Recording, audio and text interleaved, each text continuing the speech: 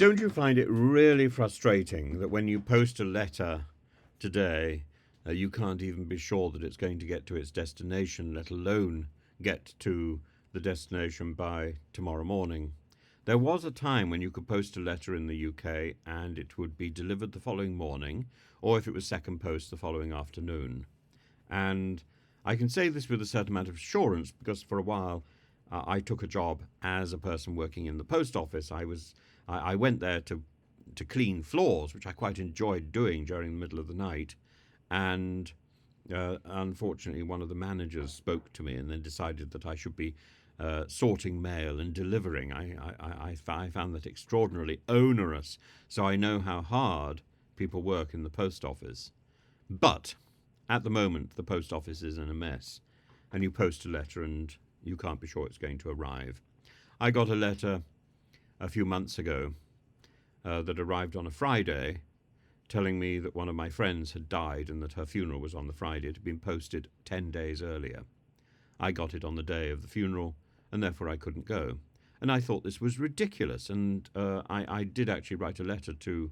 I rang up, and then I wrote a formal letter of complaint to the post office, and eventually, after about 3 or 4 weeks, I got a letter back saying that there'd been a problem with staffing in the local post office. That was it. So if the post is not reliable, which it isn't, what can we do to sort this out?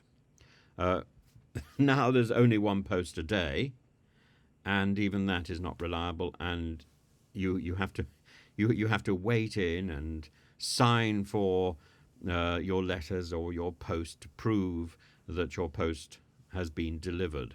Constantly slapping the Royal Mail person on the back to say thank you, well done. You've actually done the job that you're paid to do.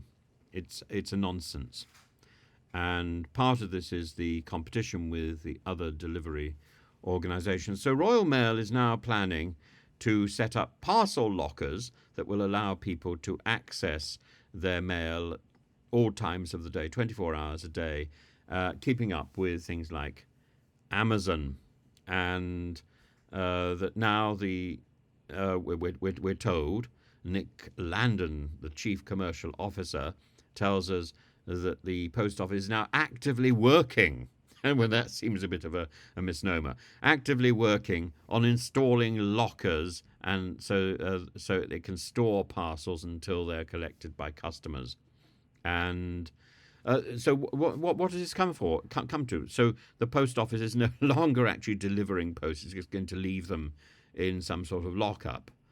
And it must be better than having to go round to the post office to get the mail that hasn't been delivered, because the post office collection services now are only open at about 2 hours a day, and that's not at times that are convenient. So the lockers might be an improvement from that point of view, but it's scraping the barrel, isn't it? 507 years the post office has been in existence, and we've got to a point where we're practically begging for the mail that has been delivered.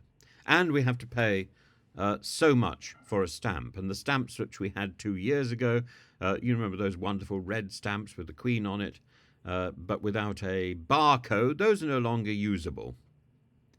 And we've now got to have a barcode on everything because nobody is doing hand sorting. I remember hand sorting. Everything's done by a machine, which is probably why regularly I get next door's post and not my own. There's a Polish group called InPost, and they've set up lockers everywhere, and they're apparently doing very well with 4,800 locker units around the UK. And so the post office is planning to set up their own locker units. So even more locker units around the UK. Well, why don't they just share locker units? It makes no sense at all to have locker units everywhere. I mean, in the end, you're going to be walking down the street. You're not going to have shops. You're going to have locker units where things can be delivered. And that seems extraordinary. And the post office defends its position by saying that this is a position where we can be profitable, a position where we are growing and winning back market share on the back of a great service. Well, it's no longer a great service, And maybe the post office no longer deserves to have market share. Maybe it deserves to fail. The post office has one job and one job only, not to produce lockers, not to produce lockups, but to deliver the mail. To deliver the mail and to guard the mail. And this was what in the early 1960s was so shocking about the Great Train Robbery. The Great Train Robbery was about the failure of the post office. Now we assume the post office fails automatically. Now we cannot rely on the post office, but there was a time when we could rely on it. Now we can't, and they're blaming competition. It's not competition which is the reason for the failure. It's the failure of the post office to do its job. So if lockers help, great. But I think the first thing would be to get the mindset right. The post office isn't about profit. It's about reliability.